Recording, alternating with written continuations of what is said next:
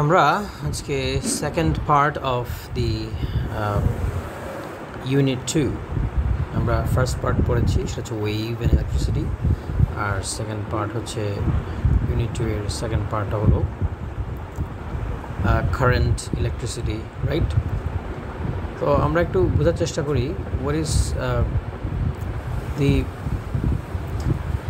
what is EMF or electromotive force. আমরা যখন একটা ব্যাটারি এভাবে ড্র করে বলি যে এই ব্যাটারিটা হচ্ছে 5 voltage, 5 volt, what does it mean? It means একটা চার্জকে, একটা সিঙ্গেল চার্জকে এই পুরো সার্কিটে ঘুরিয়ে আনতে 5 জুল এনার্জি খরচ হয়। That is the potential difference or EMF of battery. মানে এই ব্যাটারি একটা ইলেকট্রনকে পুরো সার্কিটে ঘুরিয়ে একটা ইলেকট্রনকে এখানে নিয়ে আসতে এই ব্যাটারির 5 জুল এনার্জি খরচ হয়। এই জন্য আমরা বলি যে এটা 5 ভোল্ট। তো ভোল্টেজ যদি বেশি হয়, বেশি এনার্জি খরচ করে, ঠিক আছে?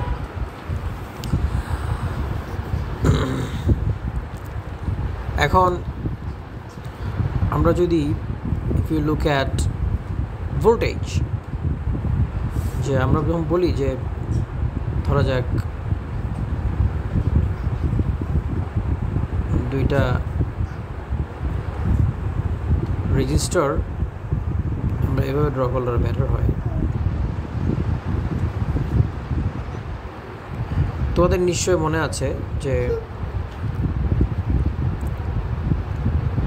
যদি এমন হয় এটা 5 ভোল্ট, তাহলে দুইটা রেজিস্টার যদি আমরা এটার সাথে সিরিজে কানেকশন করি, এই দুইটা এই 5 ভোল্টকে ভাগ করে নিবে, তাই না?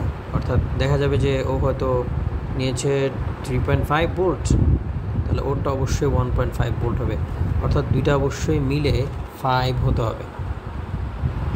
অর্থাৎ ভোল্টেজ কোথাও হারানো যাবে না, এনার্জি হারাতে পারবে না। এনার্জি, টোটাল এনার্জি যে 5 ভোল্ট এর কারণে যে ইএমএফ, এটা যতটুকু ইএমএফ খরচ হচ্ছে পুরোটাই ভাগ করে নিতে হবে উইদিন 2 রেজিস্টার্স, 3.5 এবং 1.5, দুইটা মিলে 5 হতে হবে, এটা আমরা জানি।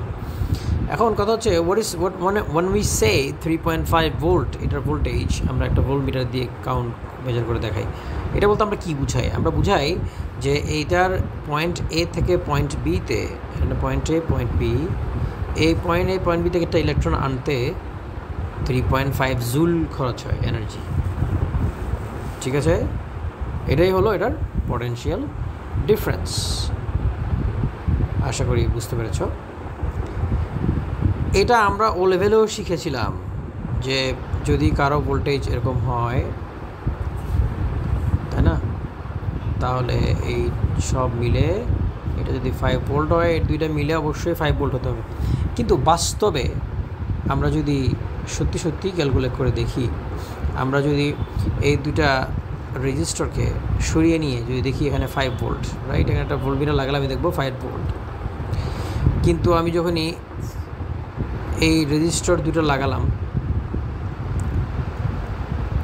ঠিক আছে, আমি দেখব আনফর্চুনেটলি দেখব এই দুইটার টোটাল ভোল্টেজ মিলে 5 হচ্ছে না, কিছুটা কম হচ্ছে, ঠিক আছে? আমি যদি এখানে একটা ভোল্ট মিটার লাগাই, আমি দেখব এই দুইটা মিলে তো 5 হওয়ার কথা, রাইট? দুইটা মিলে যোগ করলে 5 হওয়ার কথা, কিন্তু আমি দেখব 5 হচ্ছে না। তো কীভাবে 5 হচ্ছে না? কেন 5 হচ্ছে না? এটার কারণ হচ্ছে প্রত্যেকটা ব্যাটারির ভেতরে ব্যাটারির নিজের একটা রেজিস্ট্যান্স থাকে, একটা ছোট্ট আর থাকে। মানে ইলেকট্রন যখন ব্যাটারির ভিতর দিয়ে যেতে চায়, তখন ব্যাটারি ইলেকট্রন একটা বাধা ফিল করে। তার মানে প্রত্যেকটা ব্যাটারির একটা ইন্টারনাল রেজিস্ট্যান্স আছে। তো দেখা যায় যে ওই যে সামান্য ভোল্টেজ হারিয়ে গেছে, এটা কার কারণে? ওই ছোট্ট আর, ওই ব্যাটারির ছোট্ট আর রেজিস্ট্যান্সটা কী করছে, ওই পোর্শনটা নিয়ে নিচ্ছে, যেটার কারণে আমরা এটা ধরতে পারছি না। তাহলে এখন কথা হচ্ছে আমি এই ইন্টারনাল রেজিস্ট্যান্স আমি কীভাবে করব? আবার বলছি, ও লেভেলে আমরা শিখছি দুইটা মিলে 5 ভোল্ট হতে হবে। এ লেভেলে শিখলাম না, হবে না, হয়তো বা হতে পারে 4.8 হতে পারে, 0.2 নাও থাকতে পারে। কেন? কারণ এই পয়েন্ট টু হচ্ছে ওই ব্যাটারির মধ্যেই একটা রেজিস্ট্যান্স আছে, ছোট্ট রেজিস্টার আছে, মানে নিজের রেজিস্ট্যান্স আছে। তো ওটার মধ্যে ওটা তো ভাগ করে নিবে না, চুপ করে অবশ্যই 5 ভোল্ট হতে হবে, তাই না? তাহলে এই ছোট যে রেজিস্ট্যান্স, এটাকে যদি ছোট্ট আর, আমি যদি ছোট্ট আর ধরি, আর এটা যদি এই দুইটা মিলে যদি আমি একটা বড় আর ধরি, তাই না, তখন আমার ইকুয়েশনটা দাঁড়াবে এরকম। এটার ই ইকুয়াল টু, মানে ইলেকট্রোমোটিভ ফোর্স ইকুয়াল টু এই এখানে যে কারেন্ট যাচ্ছে পুরো সার্কিটে তো সেম কারেন্ট যাবে, তাই না? ভি ইকুয়াল টু আই আর। তো আই এবং আর, বড় আর, অর্থাৎ এই ভোল্টেজটা ভি ইকুয়াল টু আই আর। আর এই যে কারেন্টটা যাচ্ছে ব্যাটারির ভিতর দিয়ে ছোট্ট রেজিস্ট্যান্স আর দিয়ে, প্লাস আই আর, ছোট্ট আর, তাই না?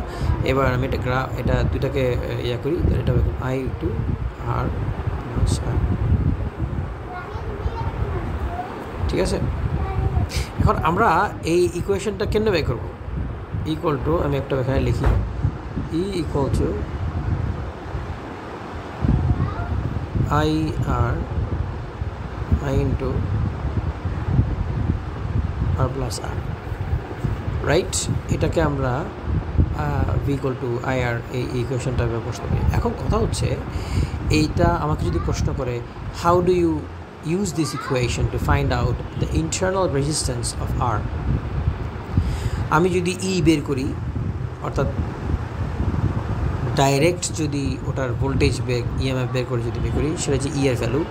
আর I যদি বের করি, আর বড় R যদি আমি জানি, আমি এখানে ইজিলি ছোট আরটা বের করতে পারবো। কিন্তু এটা একটা এক্সপেরিমেন্টে একটা ভ্যালু করে রেজাল্টটা ভালো আসবে না, এই জন্য আমাদের গ্রাফিক্যাল মেথডে করতে হবে। কী করতে হবে? Graphical method. কীভাবে করতে হবে দেখো, এই ইকুয়েশনটাকে আমরা এভাবে লিখতে পারি কিনা একটু দেখো তো।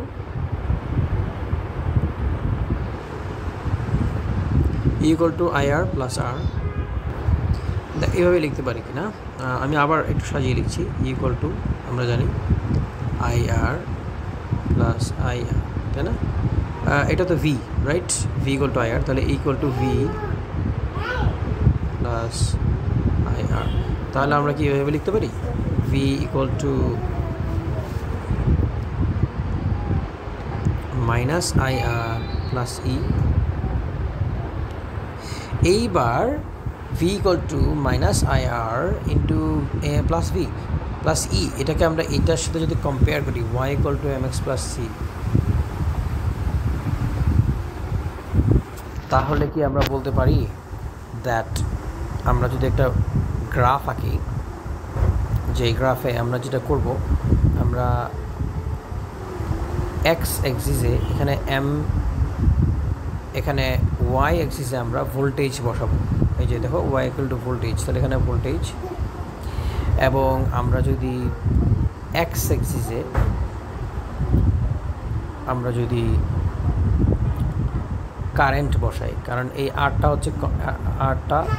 হচ্ছে এই এক্স হচ্ছে তোমার এই আই, ঠিক আছে? কারেন্ট বসাই, এক্স এক্সিসে কারেন্ট বসাই,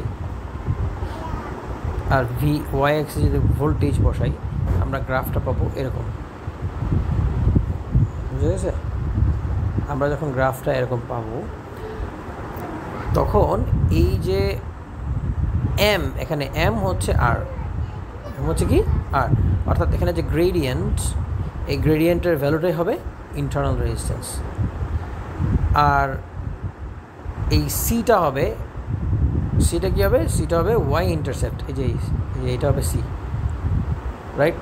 তোমরা নিশ্চয়ই এটা বুঝো, Y equal to M X plus C বলতে কী বুঝাই? সি হচ্ছে ওয়াই ইন্টারসেপ্ট, অর্থাৎ গ্রাফটা ওয়াইকে কোথায় করেছে, ইন্টারসেক্ট করেছে।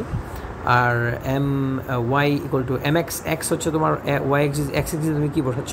আমি কারেন্ট বসাচ্ছি। আর ওয়াই এক্সিসে আমি ভোল্টেজ বসাচ্ছি, তাই না?